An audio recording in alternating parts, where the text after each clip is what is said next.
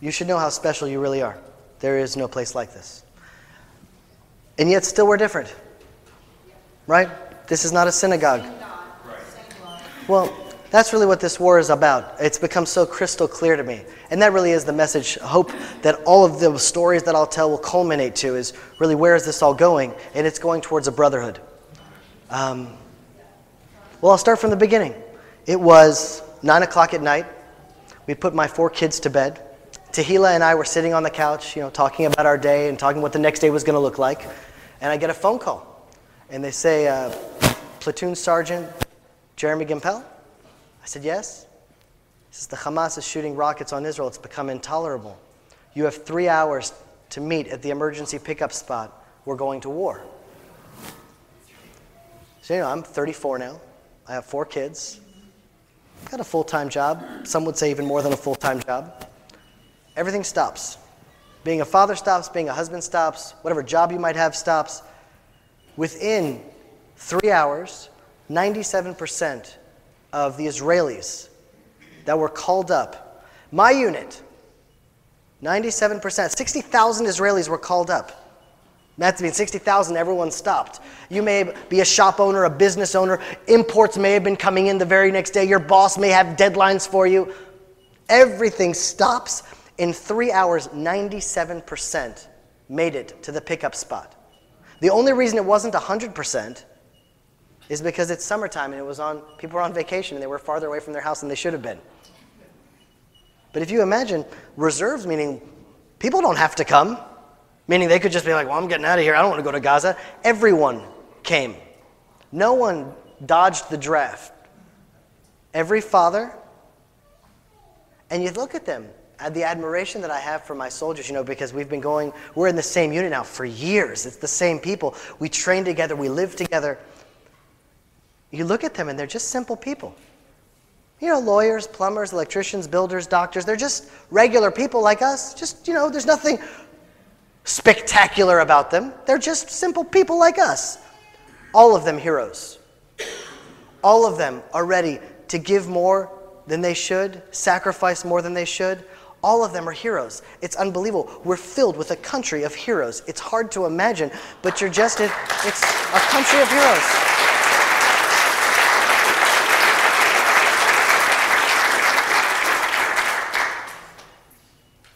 And it's not just the men. I was in Gaza, or on the border of Gaza, for about 3 weeks. And every once in a while, I had a chance to call home. And I would call up Tehila. And never for a moment did she ever make me feel bad or guilty or upset or concerned. How are the kids? How is she holding down a full-time job, raising 4 kids, no help, her husband's at war. There must be so many emotions running. Every time I would call, she'd be like, everything is amazing. We're having a wonderful time. How are you doing? How are the kids? The kids are wonderful. They've never behaved better. I hear in the background my kids killing each other.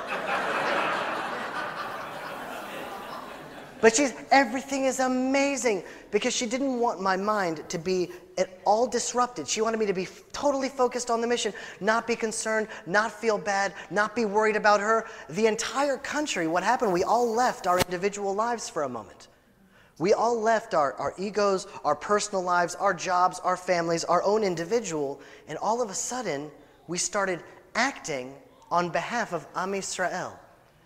The Jewish individuals became the Jewish nation again. The nation of Israel was like launched into action. It was unprecedented in my time. I've never seen the nation of Israel so united before. And they're united in a unique way now. In my unit, because I'm a rabbi, I'm a little bit of a rabbinical figure. It's not an official position, but it's sort of just been thrust upon me because I'm there. And before you go out on an ambush, everyone's a little bit nervous. You are on the borders of Gaza. And I say the prayer for the traveler.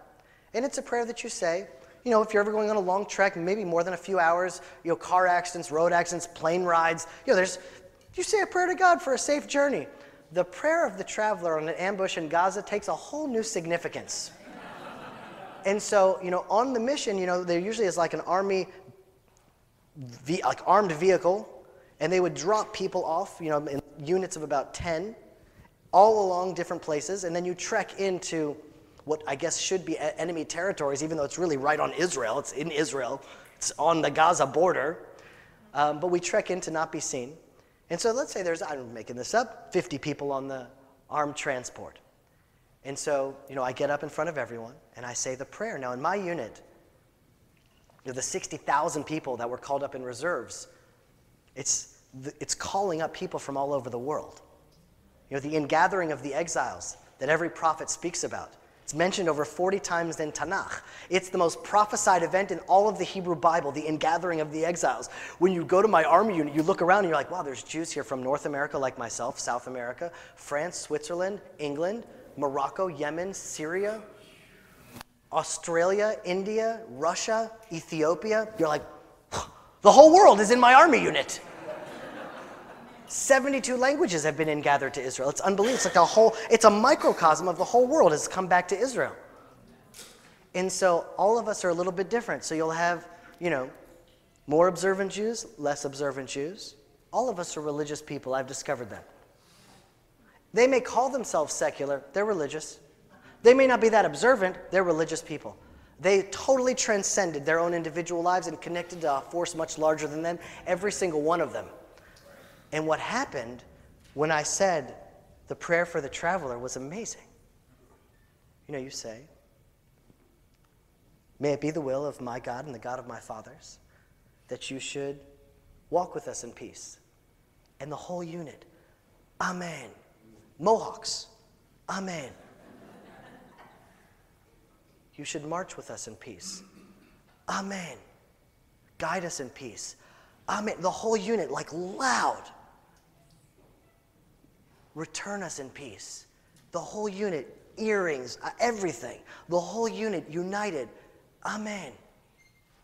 It's unbelievable. Protect us from any enemy or any ambush along the way. Amen. Something's happening in Israel that's unprecedented. Sometimes it takes chaos to shake us up a little bit. There's a statement in the Talmud that says that the nation of Israel are like olives, that once we're under severe pressure, the olive oil comes out. And so now the olive oil is coming out of Israel.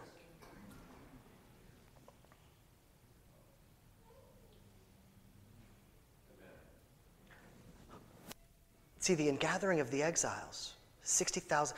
I've been at a bunch of pro-Israel rallies that I've arranged throughout my trips.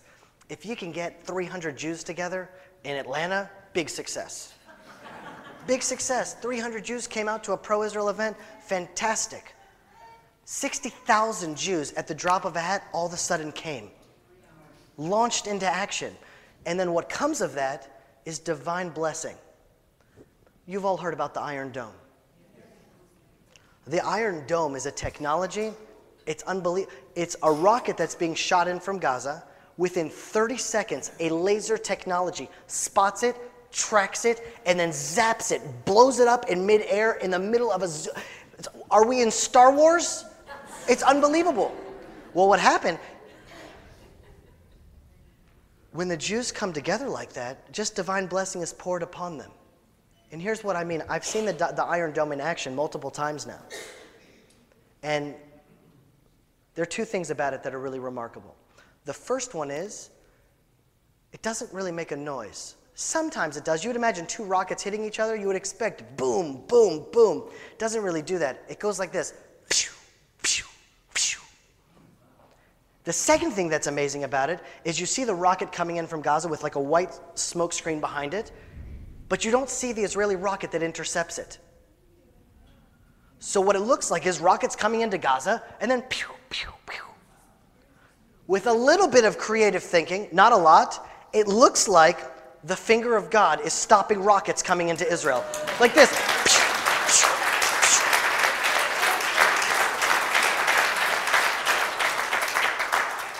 Now we know that that's not the finger of God, right? That's the Star Wars technology we just explained. But here's what I'm talking about, divine blessing.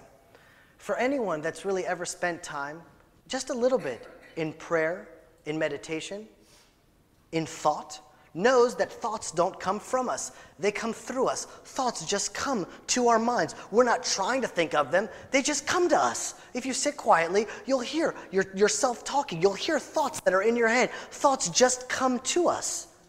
Now, imagine this. Who gave the Israeli scientists and engineers the thoughts, the creativity, the ingenuity, the ideas? Who did to develop this Star Wars technology? Where did this come from? Who gave those scientists the ideas to create that technology? Right in the nick of time. Imagine if it was 4 years later. Israel would be pummeled with thousands of rockets. Right in the right time. Ideas, let's not call it revelation, but were revealed to these scientists right in the nick of time. The ingathering of the exiles brings divine blessing. And all of a sudden, what is it really? It is the finger of God going like this. Pew, pew, pew. He's just using the Jewish people in Israel to accomplish it. To see it in action is unbelievable. Something else is happening in Israel now that's hard to imagine. It's not just that the finger of God, when you look up, it's just so striking. There are thousands of rockets being shot onto Israel. Now we know that because that's stats, it's in the news. We also know another piece of information. No civilians really are getting hurt or injured or killed. It's like you can count them on your fingertips. Put those two together for just a moment. Thousands of rockets are being shot onto Israel, the size of New Jersey, and almost no one is getting killed. There is no other way to explain it other than divine intervention and miraculous things that are happening in Israel. There is no other way to understand it.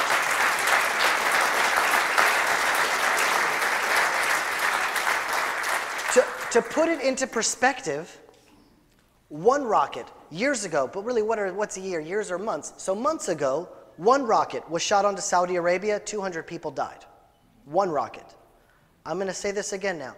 Thousands of rockets are being shot onto Israel, and almost no one is getting killed by them. They asked one of the heads of the military wing of the Hamas, how do you explain that all of your rockets are being shot into Israel and you're not killing anyone? And he said, over the last few years, our missiles have become more sophisticated. Our aiming technology is better. They're larger. The explosives are bigger now. What can we do? Their God is moving our missiles.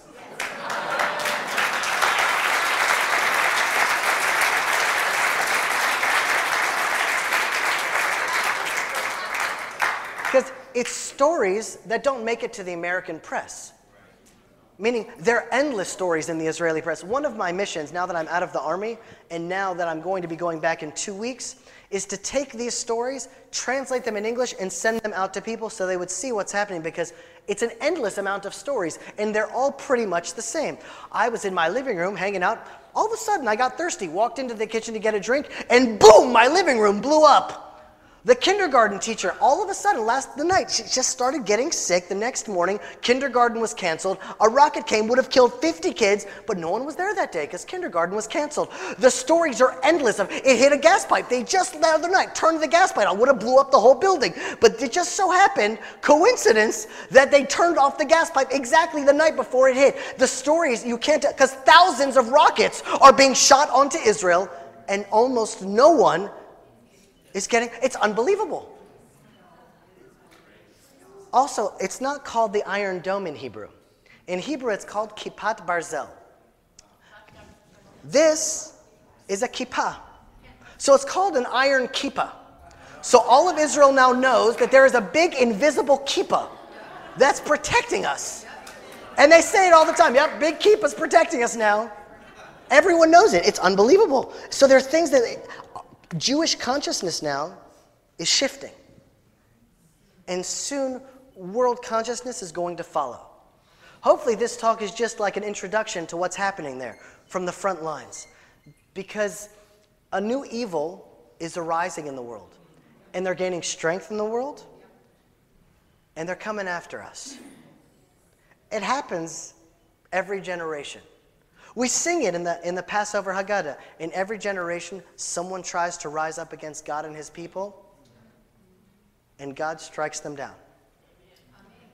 What's interesting is that this is now really going all the way back. Because the Jewish war with the Arab world is going all the way back to Abraham, Isaac, and Ishmael. That's real. We're going out to the very, very foundations of biblical faith. Because the war now is who is to inherit Abraham. The Quran says that Abraham took a son as an offering. And God said, no, no, no, don't do it. In our book, it's Isaac. In their book, it's Ishmael. Who is to inherit Abraham? What is the base covenant with the Jewish people? It's the land of Israel. It's Genesis chapter 17. Before the Torah, before the laws, before the holidays, before the culture, before the bagels and lox, all of that, the base covenant with Israel is the land of Israel. Isn't that what's on the chopping block now? That's what this war is all about. It's going right back to the root of it all. Almost like a time machine, but we're in the future. Could it be that we're now standing before Israel's last war? I wouldn't be shocked. Because I look at the rest of the world, I don't know. They're not good guys, and I don't know who's going to align with who. But I see a bright future, because a war is coming. I mean, I'm not a prophet, but you just need to look around. ISIS, Al-Qaeda, the Muslim Brotherhood, the Hamas, they're all different names. It's the same jihadist ideology. And they're not going to stop. What I love is I meet Jews here. And I see them as a brotherhood. And they say, well, that's in Israel. I don't have a dog in that fight. That's what I heard in Atlanta. I don't have a dog in that fight. You don't have a dog in that fight?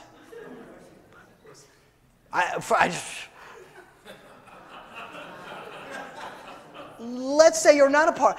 America has a dog in that fight. Has America forgotten 9/11? Yes. It's bizarre. Now, it takes something different to take a plane and crash it into 2 buildings, killing thousands of people. Imagine being the person driving that plane. You have to be a little bit different. You're not like us. Right? You don't just go to like Walmart and buy some things and, well, let's crash a plane. And you're different. It's hard. We don't even know. It's so different than us.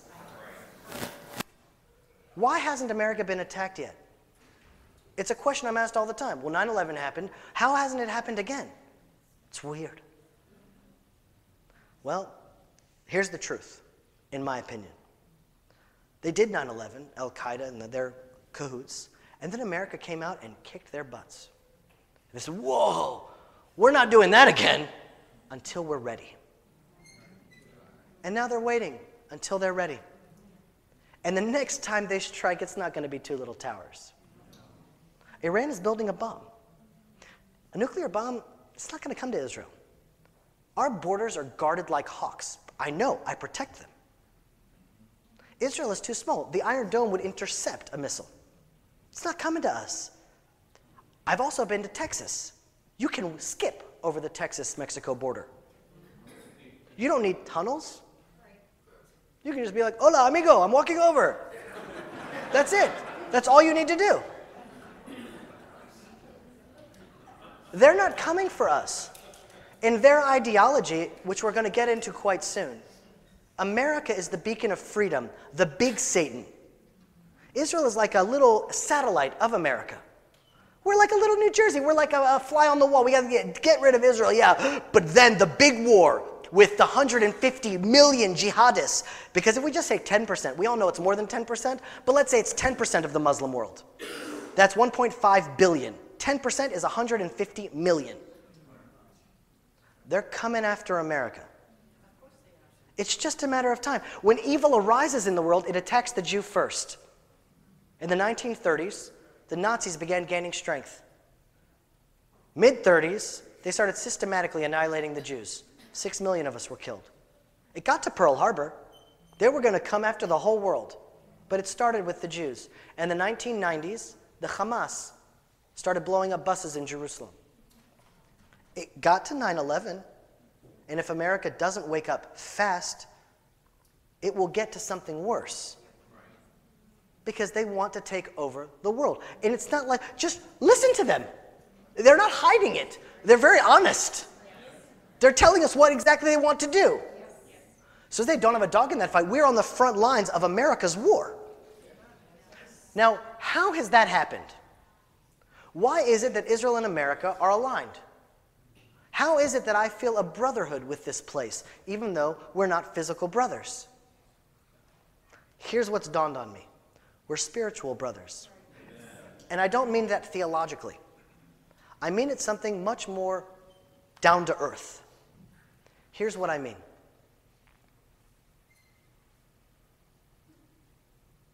Western faith begins when logic ends. What does that mean? Logic can only take you so far, and then all of a sudden, you have to start believing in things that just logic don't work there. So that's when faith begins. Biblical faith begins before logic starts. What do I mean? There's a passage that says, Vaya'aminu behashem ubemoshe avdo. They believed in Moses, his servant, and God. Well, they didn't believe in Moses after rationality ended. They believed in him. He was right there. Belief there, they trusted in him. They believed in him. They didn't believe that Moses existed or that there is this dogma or that something else that you have to believe. They believed in it. Now watch this. What we're all going to do right now is we're going to sense biblical faith. Abrahamic faith is probably the best language for this. Because Abraham was before Judaism.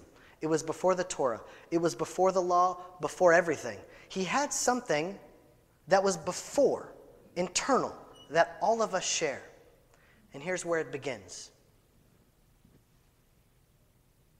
The war, I'm going to go a few years back. But again, years are just months. Months back. Terrorists came into a little Jewish community. 100 families in the middle of the night. They came in with knives. They killed the parents in their sleep. Then they went for the children. Killed the children. Then they walked out of the house. And they heard the baby crying from the crib. They walked back in the house, took out their knife, stabbed the baby, and slit him to death. What you all just sense now, that's Abrahamic faith. It's before logic starts.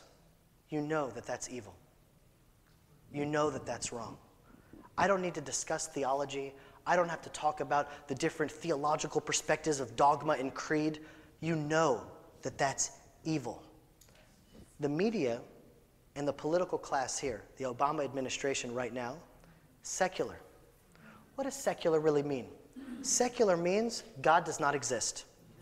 If God does not exist, then humans are the highest authority because we're smarter than monkeys and we're smarter than tigers, and we're the only ones on this planet. So we're the ones that decide. We are the highest authority. Then what's to say that Pastor Roger is wrong and that Rabbi Jeremy is right?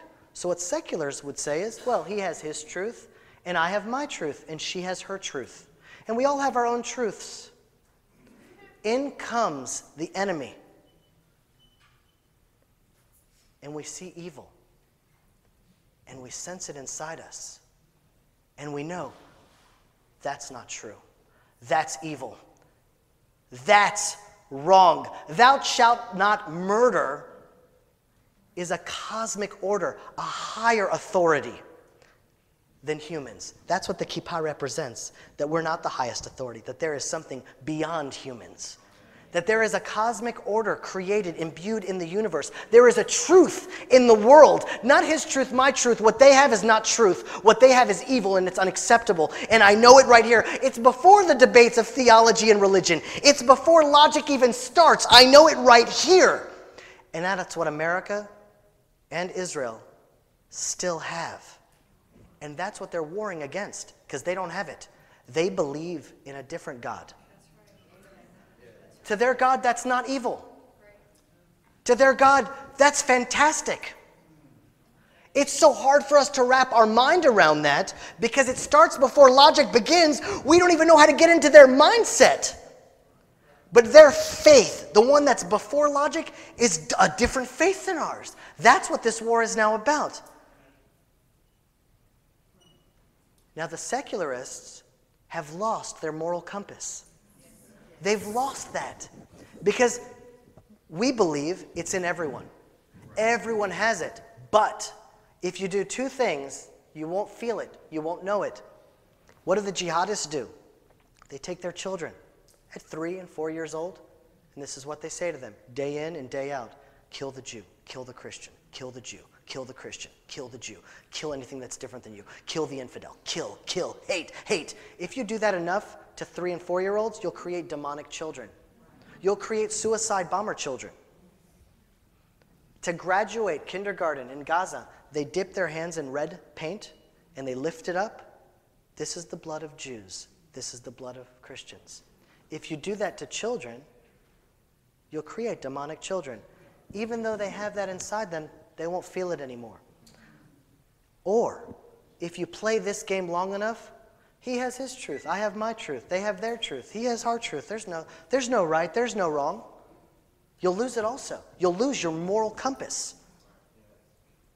Now here's an example, and this is sort of fun.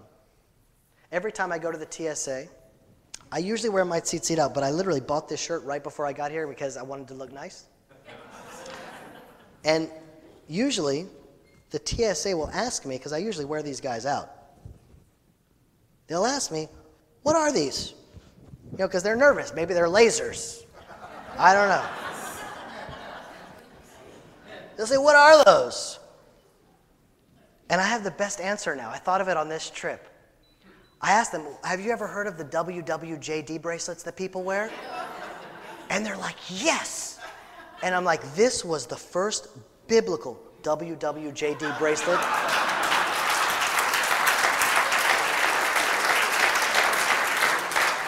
Because what does the book of Numbers say? It says, look down and remember the commandments of God. You're encountered with a problem, look down, well, what would I do? What should I do? What here? What should I do here? How do I act good? And so what do Jews and Christians, the Americanism, what do they have in common? Because they have that, and then they train it, and they cultivate it, and they start sensing they can know God's will in the world. And the stronger you know it, the stronger you're ready to fight for it. And so imagine, little children, what do? We don't say kill the Jew, kill the Christian. What we do is be a mensch. Be good, look at your tzitzit. What would God want you to do now? What's a godly way to act? What's an ungodly way to act? Constant training, developing that inside us. How to act good, how to act kind, how to act compassionate, how to love. All the time, training over and over and over again. Something amazing happened in Disney World. Because I took my kids to Disney World. They've been working so hard, following me from place to place. Yesterday, I took them to Disney World. And of course, it's Disney World, and there's nothing like that. My daughter, she's 4 years old, she said, Appa, I didn't know princesses were real. She saw Minnie Mouse, and she went up to Minnie Mouse and said, I've been watching you on my computer. As if Minnie Mouse is like, thank you very much. Thank you. Because that age, it's like unbelievable, because we don't have a television. So I'll tell you something else that will take away biblical faith. The Cartoon Network. I thought, we don't have a television. I thought, well, the Cartoon Network, we're at these different hotels and different stops. Put them in front of the Cartoon Network. Let them watch cartoons. Because when I was a kid, I don't know, Bugs Bunny, the Pink Panther, they're cute cartoons. They're vile, violent, crazy cartoons today. I don't know what society has created. So, we very much, they can watch Minnie Mouse that we tell her on our computer as we slowly but surely choose them and select them. But what happened in Disney World is, Dad, can we have this candy? Can we have this candy? Can we have this candy? Can we have this candy? Can we have this candy? Can we have this candy? Please, Dad, can we have this candy? Please, can we have this candy? Because it's like a Mickey Mouse with a thing. Please, Dad, can we have this candy? Please, Dad, please, Abba, please. They moved to Hebrew. Bivakasha, Abba. Anachnu rotzim et ze, bivakasha, Abba, please. And then I say, it's not kosher. Oh.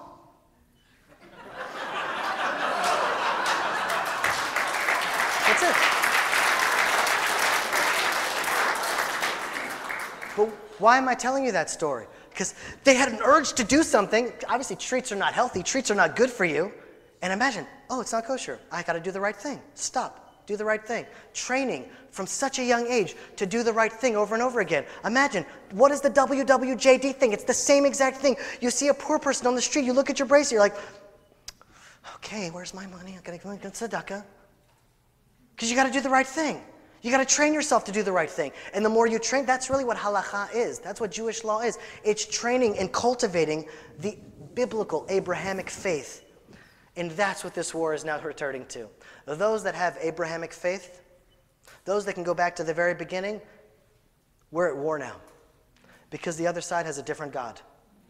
And it's not just a theological different God. They have a different faith. It's hard to wrap our minds around this. I'm going to give a few examples. A daughter shames the family honor by rumor alone, just by rumors that their daughter did something that was embarrassment to the family. The father will kill the daughter.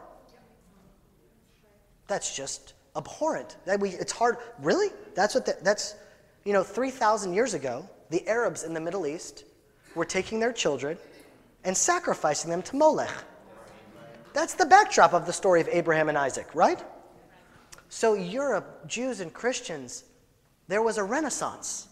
We evolved to a higher consciousness. The Middle East never had a renaissance. So now, religiously, they've gone through a reform. Now, instead of Molech, it's Allah. But now they're strapping suicide bombs and sending their kids off to sacrifice them to Allah. So it's a different world. When we talk about the human shields that they use, Bibi Netanyahu had an amazing sentence where sometimes he just captivates the whole conflict in a sentence. It's like, we've created the Iron Dome technology to use our rockets to protect our children. They use their children as shields to protect their rockets. It's a whole different world. But here's where it gets really sick. When the children die, the mothers go to mosque the next day and they're passing out candies, saying, my son is a martyr, yay, my son is a martyr, a jihad, woo! And it's like, a mother, what? It's a different worship. It's a different God. We are now fighting a dangerous war because they have not evolved to modern consciousness. So really, Israel, Iron Dome technology, Iran is still trying to build a nuclear bomb. Israel built a nuclear bomb in the 70s. So they haven't evolved to modern consciousness yet. But technology is shareable. And that's the big danger. Meaning, if the Hamas had bigger rockets, they would shoot bigger rockets. If they had massive rockets, they would shoot massive rockets. If they could, they would round up all the Jews in gas chambers, throw us into gas chambers, turn the faucets on, and gas us all to death, if they could. If they had a nuclear bomb, they wouldn't flinch. They would press the button and nuke us all. And when they're done with Israel, they're coming for America. See, it's hard for us to imagine. Because we just want to go to Target. I understand Americans. I mean, I was born here. I lived here for 11 years. I still watch the Falcons in Israel. I get American culture. I understand the mindset. But I also understand the Arab mindset because I've lived there for 25 years, 23 years. It's a different mindset. It's a dangerous mindset because they're going to war and they're not going to stop. If you pierce the heart of Jews and Christians, they just want conflict to end. They want the conflict to end. They don't even want Israel to win, just end. If it ended now, even though we should go and obliterate them, fine. Just end it now. No more death. Done. Pierce the heart of every Jew and Christian, they just want the conflict to end. If they could press a button, they would do it. If you pierce the heart of a jihadist, they don't want it to end. They want war. They want domination. It's like negotiating peace talks. They don't want peace. What are you trying to negotiate with? It's like so silly. We don't get it yet. Here's the moral compass. I've tried as much as I can to get in the media. The media here has lost its mind. It's lost its mind. Fox is the only one that's still normal, but they're here and they're not there, so they really don't get it. But imagine for just a moment, because you hear the Israeli guy talk, and then you hear the Hamas guy talk, and then CNN will almost always shtuch the Israeli guy and side sort of with the Hamas guy, either blatantly or like, you got it. She really likes the Arabs because they're the underdog. Imagine for a moment, after 9/11, if CNN said, well, we've heard now President Barack Obama, let's go hear what Osama bin Laden has to say. Okay? It's sort of comical, but then you're like, that's insane. That's what they're doing. What's the difference? And they're hearing now the Hamas say, well, we are a peaceful organization. And why are they talking? How are they on television right now? They're letting Osama bin Laden give his side of the story? Have they lost their minds?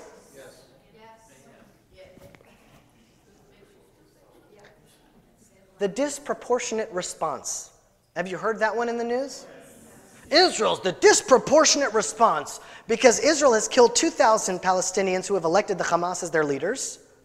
And in Israel, only 60-something Jews died. It's just disproportionate. What they're saying is, we need a few more Jews to die. So I would ask the reporter, well, how many Jews would you like to die until we can fight back? Imagine the chutzpah that they're saying. Rockets are being shot onto Israel. Like, not enough Jews have died yet. We need more Jews to die until you can really fight back. When I was in Texas, I landed in Texas, I said, if Mexico shot 3 rockets onto Texas, Rick Perry wouldn't ask Obama. He'd be like, Texans, get your shotguns. We're going into Mexico. That would be it. That would be it. Oh, any normal country would. It's like disproportionate response. Imagine if a terrorist went into the outlet mall down the street here. What the FBI would do, rightfully so, is send in a SWAT team. They would send in 300 people. Sniper guns, night vision, technology. They would do it all to neutralize the terrorists. Imagine then the news saying, well, you know, that's a disproportionate response. Can't we just send in the sheriff, make it a fair fight? No, you don't make it a fair fight. You stop the terrorist. It's like such basic, obvious truths. But when you lose that Abrahamic faith, the whole world starts not making sense. Where you'll start interviewing Osama bin Laden because he has his truth and they have their truth. And so this was a thought that was revealed to me just a couple of days ago. Because this is my first time traveling with my kids. And I love my kids. But sometimes they're like chickens. And if they're cooped up in a car for too long, they'll start pecking at each other. And I love them, but that's just what happens. So I have to discipline them. And I have to punish them. And I was like, all right, when we get out, you're going to be 1 hour in the room when we get to the hotel. And they are so upset. Abba, why are you punishing me? Well, I'm going to teach you to be a mensch one way or another. You're going to grow up and you're going to be a mensch. I want tzaddikim as my children. And fighting with one another is unacceptable, even in hard conditions. So to them, it's like, Abba's punishing me. So I don't want this to come off crazy sounding. I'm just going to say it and try to know it's coming from a normal place. America is going to be punished soon, I think.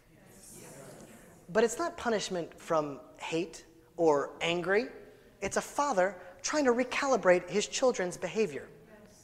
Because America has lost its way. And so crisis, like that olive press, what crisis does is all of the stuff that you think is so important become totally irrelevant. And then the real things that matter in life rise to the top. That's what's happened in Israel now. We've been recalibrated. And all of a sudden, family became top of our priority list. It was like, we may have been consumed with other stuff. All of a sudden, where are my children? Where's my wife? Where's my husband? The real things that matter in life rise to the top. When you're lying in a trench right outside of and rockets are falling around you. There were times, because in the news you hear, rockets fell in open spaces around Israel. Have you heard of that line? So open spaces are usually where military bases are because it's outside of the cities. So you're in a military base, sirens are going off in the bases, and there are rockets raining around our military bases. At that point, the stuff that you think really matters, totally irrelevant. And you're like, I'm going to call my wife. I'm going to tell her how much I love her. And it's a recalibration. So America, because it's losing its way, it's going to have a recalibration. I just see it. And it's not like God is going to pour wrath and anger upon it. It's not like that. But there's going to be a crisis. Please, God, I hope it's not big. And the things that really matter will be awoken. Because America, because it's predominantly still biblical, even they're secular, they still got it. Once it's on their soil, it will awaken in them. They haven't lost it. There'll be some crazies that have just lost it, and no matter what, there will be, for sure. There are those in Israel. But they're going to be the fringe. And America as a nation will be recalibrated again. It was July 17th. We had intelligence that the Hamas were digging tunnels under the wall, and they were going to come out with 15 to 20 commando terrorists. And we were called up to be right outside the border to intercept the terrorists on their way to a community that's just yards, hundreds of yards away from the Gaza border. Now, I don't need to tell you this because you already know. If the terrorists, when they go out, they were caught, intercepted by the Air Force.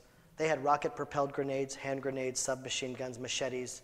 If they would have gone into that little community of tens of families, maybe 100 people, 100 families, they would have wreaked havoc like our minds can't comprehend.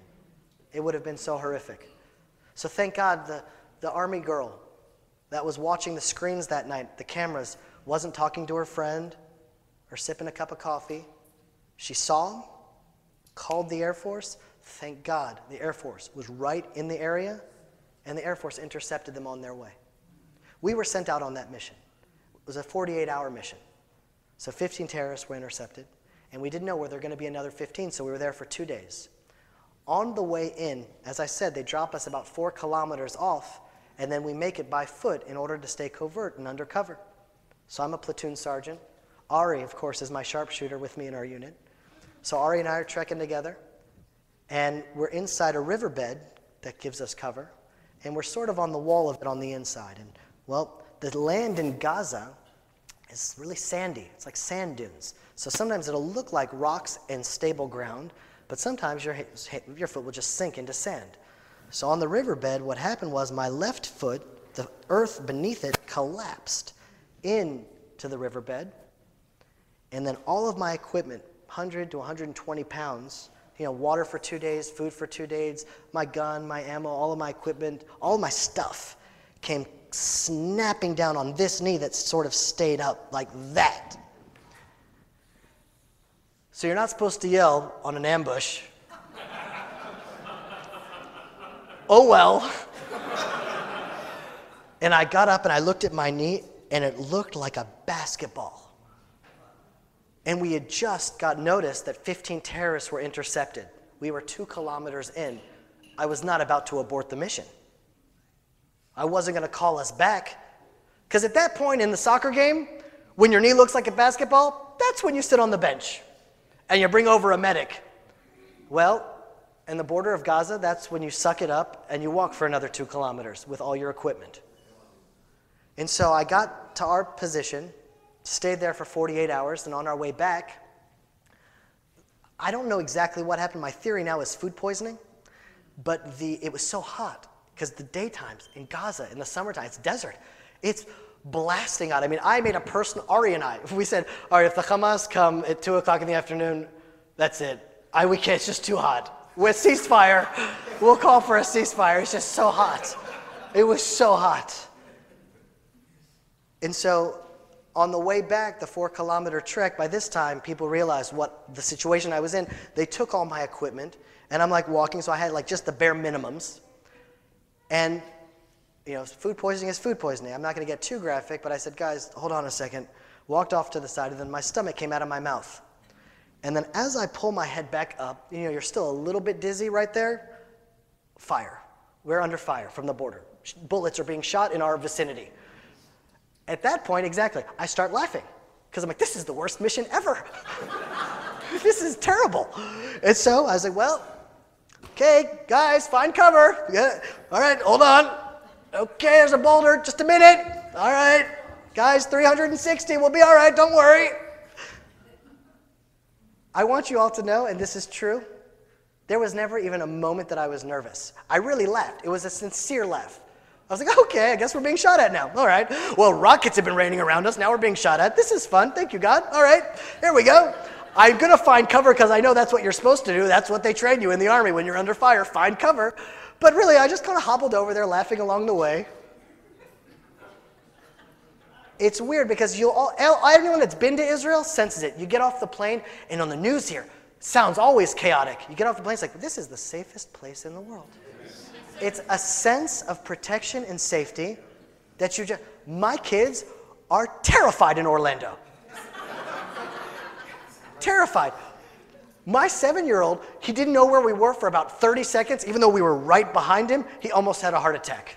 He's terrified. He doesn't know what people around him. You don't know. You're going to get snatched. You're going to get kidnapped. The guy may look like a nice guy, may be a serial killer. You don't know who's a good guy, who's a bad guy. People here have tattoos that go all the way up their neck, up into their head. I mean, it's terrifying here. On missions in Gaza, there wasn't a second of fear.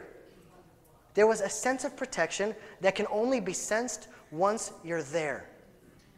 It's unbelievable, and everyone felt it. And it could be that Ari and I talk about it, but our unit's talking about it because Ari and I are talking about it. We literally feel like David's army has been resurrected.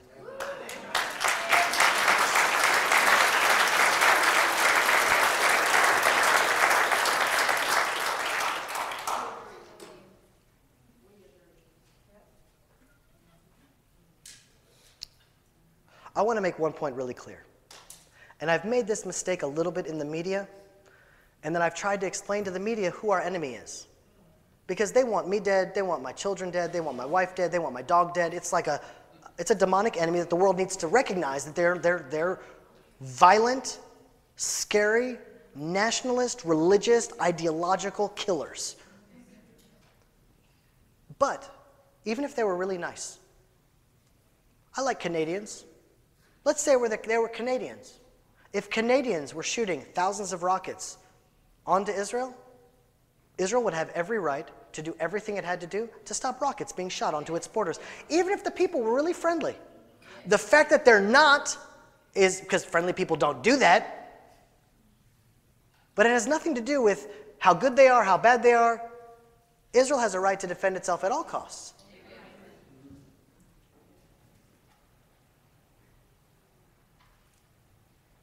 Lying in the trench in Gaza, when we were under fire, and my knee at this point was like a softball, my stomach was not doing well.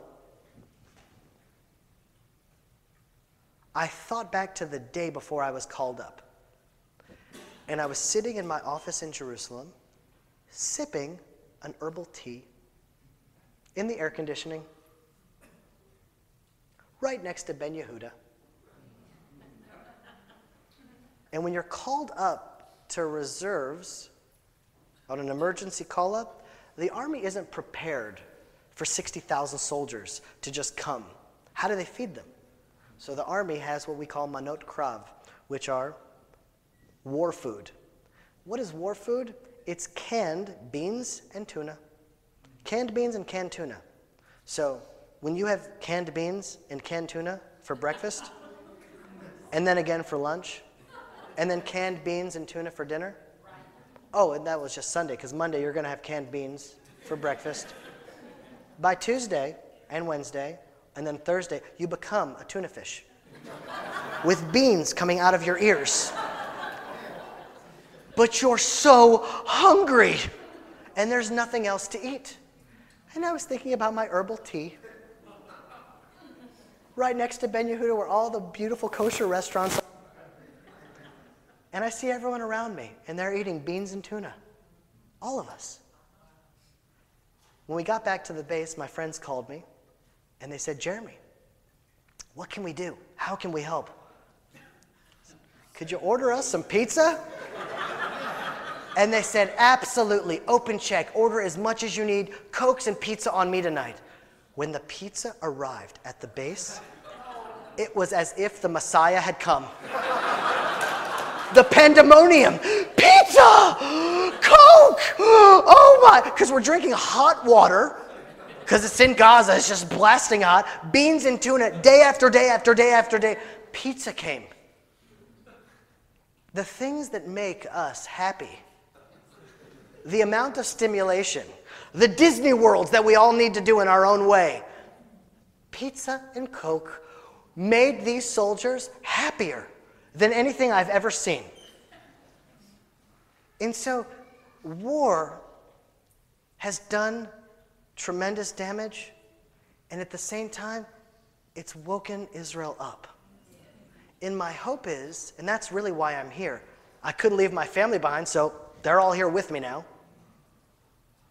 that we're going to try to bring a little bit of that awakeness here.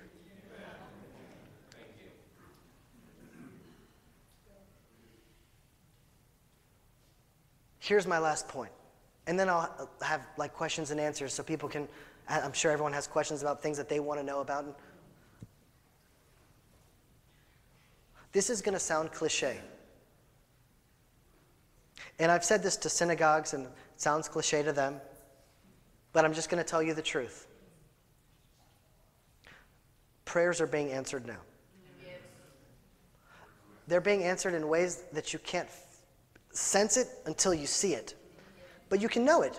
There are thousands of rockets falling on Israel. And what the Hamas said, and God is moving our missiles. Because the Iron Dome has only intercepted, I think, 600 of them. There are thousands of rockets that are being shot onto Israel, landing on land or apartments somewhere in our land, and almost no one. Prayers are being answered. That invisible dome, those are prayers. And so people ask, well, what can they do here? I'm in Florida.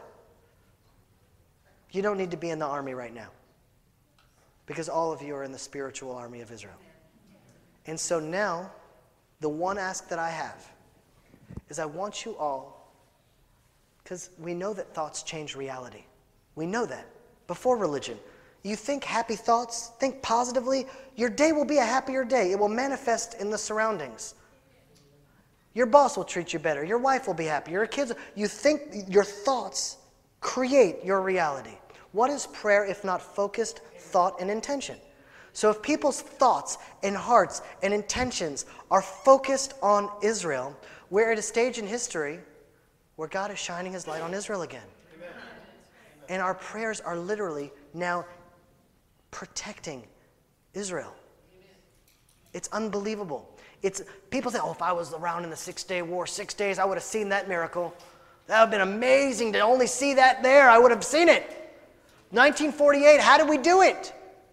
This ragtag, we weren't even an army, 5 Arab armies, just in a moment. A nation was born in a day. That was so miraculous. Oh, if only I was there, I would have believed it. Miracles are happening right now. We just need the eyes to see them. And we have the eyes to see them. And this is the analogy, and this is what I'm going to end with. First time my kids have ever been in America. Started off in Texas, and then we drove east. And then when you start driving out of Texas, America becomes marvelously beautiful. Oklahoma and Tennessee and the Carolinas, lakes and rivers and waterfalls. And the first time my kids, they said, Abba, a lake. And I'm like, yeah, that's a beautiful lake. Look at the trees and wow, look how it's reflecting. That's amazing. It's beautiful. Because in Israel, we have the Sea of Galilee, and that's it. We got one lake. And then we drove another 5 minutes. It was like, Abba, another lake. And we're like, yep, that's another lake. Third time, Abba, another lake. Well, by the 7th lake, it was like, okay, I guess there are a lot of lakes in America now. That's exactly what's happening. The first 100 rockets, people are like, oh, 100 rockets fell and no one got hurt. Another 100 rockets fell. Oh, no one got hurt. Another 100 rockets. And eventually it's like, oh, I guess that's just what's happening in Israel now. Thousands of rockets are landing on us and no one's getting hurt. Okay, I guess that's just the reality of Israel. Realize that's a miracle. And it's a relationship, because now what war created was millions of people around the world, not just Jews, but a brotherhood of people all around the world. Their thoughts and their intentions are now focused on Israel. And it's manifesting in reality. And so when I leave tonight, there is a real takeaway. I just want you to keep Israel in your thoughts and in your hearts and in your prayers. That's all I'm asking. And when you do that, you join those scientists and engineers that are creating the Iron Dome, because it's God revealing those ideas to them. And it's manifesting in reality. So they're scientists and engineers. There are clumsy soldiers like myself. And there's a whole team of people now that are joining Israel. And all it takes is your thoughts and hearts. And when you do that, it's manifest. And so that's my takeaway for tonight. And I want you to know, it's been a hard time here. I had to leave my soldiers. Ari stayed on an extra, I think, 10 days. But I didn't know, was it going to be 10 days or 10 weeks? But I was injured. I couldn't have any weight on my shoulders. For a day, I was cleaning up around the base, cleaning toilets, doing whatever I could do to try to be useful. And eventually, the soldiers got around together and said, listen, you had this trip planned months in advance. You're really kind of useless here. Go rally the troops and fight on the front lines over there. Spread the truth about what's really happening in this war. So leaving my soldiers that day was so hard, because I'm leaving and they're there and they're going out of the next ambush the very next night. So coming here and you allowing me to fight on the front lines here with you is so healing for me. And I wanted to thank you all for coming out tonight. Thank you.